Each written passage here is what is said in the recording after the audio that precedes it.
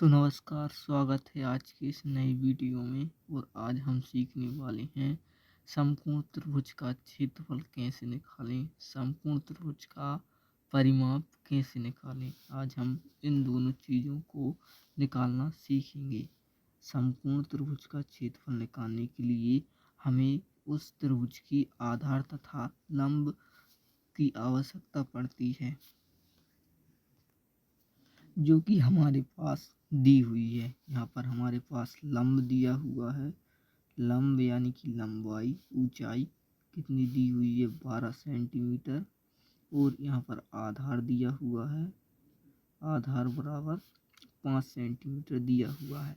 अब हमें इसका क्षेत्रफल निकालने के लिए हमें इसका एक सूत्र का उपयोग करना पड़ता है जो कि होता है समकोण त्रिभुज का क्षेत्रफल बराबर 1/2 गुणित लंबाई गुणित आधार। ठीक है, यानी कि लंब गुणित आधार। समकोण त्रिभुज का क्षेत्रफल बराबर होता है 1/2 गुणित आधार गुणित, इसे ऊंचाई भी कह सकते हैं, लंबाई भी कह सकते हैं और लंब भी कह सकते हैं। ठीक है, तो गुणित लंब। तो यहाँ पर 1/2 गुणित आधार कितना है 5 सेंटीमीटर और यहाँ पर लंब है 12 सेंटीमीटर। और यहाँ पर क्षेत्रफल आपका निकल जाएगा कितना, 2 से इसमें भाग दे देंगे, कितना आ जाएगा 6 और 6 का 5 में गुणा कर देंगे 30 सेंटीमीटर।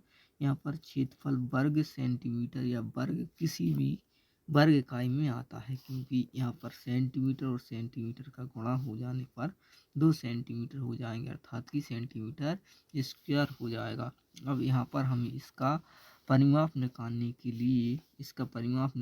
लिए हमें तीनों भुजाओं की आवश्यकता होगी, जो कि हमारे पास तीनों भुजाएं नहीं है। इसके लिए हम यह इन दोनों भुजाओं के माध्यम से इस तीसरी भुजा को निकालेंगे।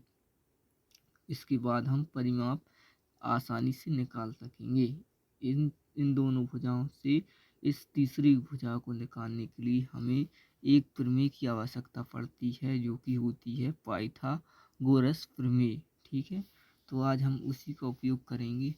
और हम एक बात और कह दें कि इसे कर्ण कहते हैं। ठीक है, इस यानी कि समकोण जहाँ पर 90 अंश का कोण बना होता है, उस कोण के सामने वाली भुजा कर्ण होती है। ठीक है, जो कि इन दोनों भुजाओं के वर्ग के योग के बराबर होती है। तो यहाँ पर हम निकालते हैं। यहाँ पर AB यानी कि लंब कर्ण का वर्ग बराबर होता है कर्ण वर्ग बराबर लंब वर्ग। यह है पाइथागोरस प्रमेय। पाइथागोरस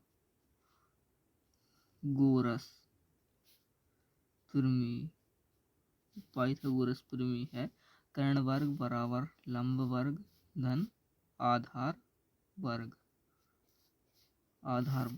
ठीक है,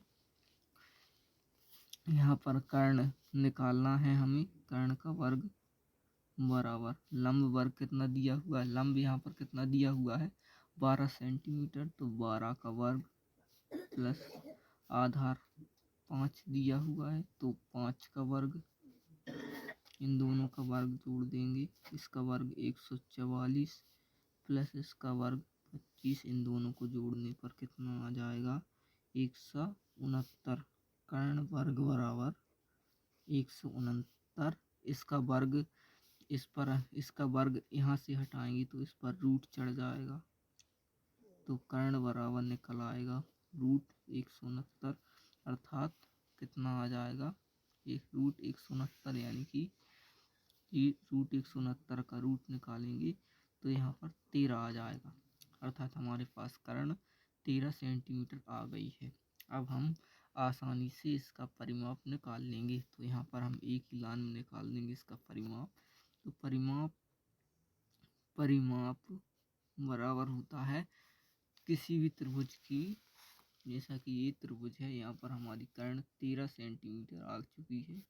किसी भी त्रिभुज की इन तीनों भुजाओं का योग परिमाप होता है, यानी कि कोई सी भी आकृति हो उसके चारों ओर की भुजाओं का योग ही परिमाप होता है। जैसा कि इसमें भी तीनों भुजाओं का, इसमें 3 भुजाएं हैं तो तीनों भुजाओं का योग परिमाप हो जाएगा। ठीक है, तो यहाँ पर हम परिमाप निकाल देंगे। इसका एक परिमाप हो जाएगा, एक लंब कितना है 12 सेंटीमीटर प्लस आधार 5 सेंटीमीटर, और अभी हमने कर्ण कितनी 13 सेंटीमीटर निकाली, तो इस बराबर कितना आ जाएगा। इन तीनों को जोड़ देंगे, तीनों को जोड़ देने पर कितनी आ जाएंगी 12 5 17 17 13 हो जाएंगी 30 सेंटीमीटर। इसका परिमाप आ जाएगा, यही उत्तर हो जाएगा। धन्य तो दोस्तों, इसी प्रकार की वीडियो देखने के लिए हमारे चैनल को सब्सक्राइब कर लो एंड वीडियो को